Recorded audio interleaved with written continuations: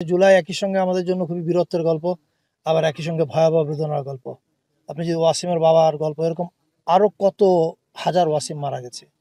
এই গল্পগুলোর দিকে যদি তাকান তাহলে বুঝবেন যে এগুলো আমাদের জাতির জীবনের অনেক বড় বেদনার গল্প।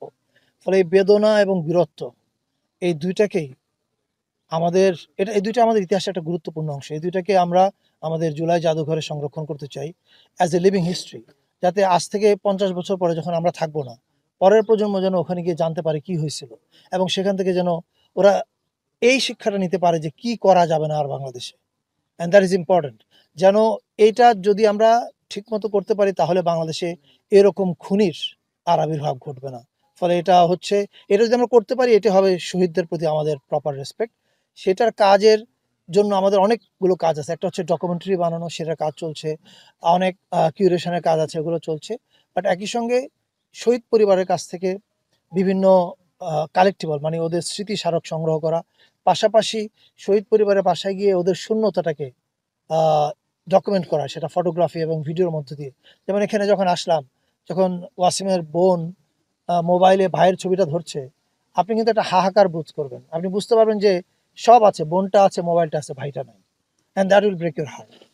এই এই অনুভূতিগুলো যেন ওই জাদুঘরে যখন মানুষ যাবেন, দর্শকরা তারা যেন পান, সেটা করবার জন্য আমরা সারা দেশে শহীদ পরিবারগুলোতে এই কাজটা চলবে। আজকে ওয়াসিমের বাসার মধ্য দিয়ে এই কাজটা শুরু হলো। কালকে আমরা চিটাগংয়ে শান্তর বাসায় যাব।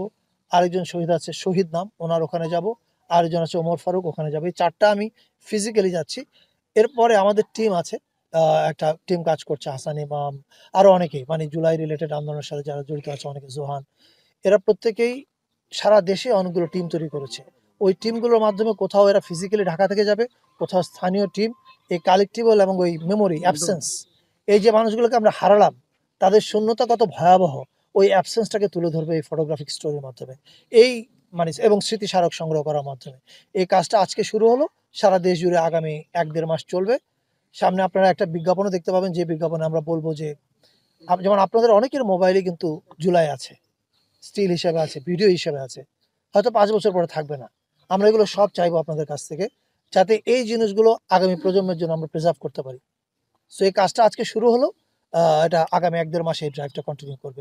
জুলাই জাদুঘর ওপেন হওয়ার আগে আমরা এই কাজটা শেষ করব।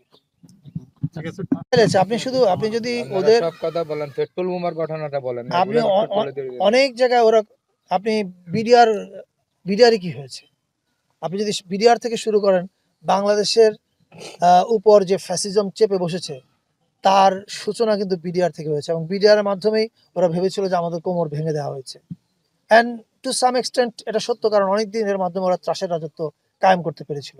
ফলে এই সমস্ত ইতিহাসই কিন্তু, আপনি যতগুলোর কথা বললেন, জুলাই জাদুঘরে শুধু কিন্তু জুলাইয়ের ইতিহাস থাকবে তা না। জুলাই জাদুঘরে 16 বছরের দুঃশাসনের ইতিহাস পাবেন, আপনি বিডিআর কার্নেজ পাবেন, আপনি হেফাজতের ঘটনা পাবেন, আপনি গুম খুন অজস্র গল্প পাবেন। এবং এটা কোনো নির্দিষ্ট দলের না, সকল দলের, মানে আমরা যখন জাদুঘর করছি, এটা রাষ্ট্রের কাজ। রাষ্ট্রের কাজ না কোনো একটা দলের পক্ষে যাওয়া বা কোনো একটা দলের বিপক্ষে যাওয়া। আমাদের সকল শহীদ আমাদের কাছে সমান, সব গুম হওয়া মানুষ আমাদের কাছে সমান।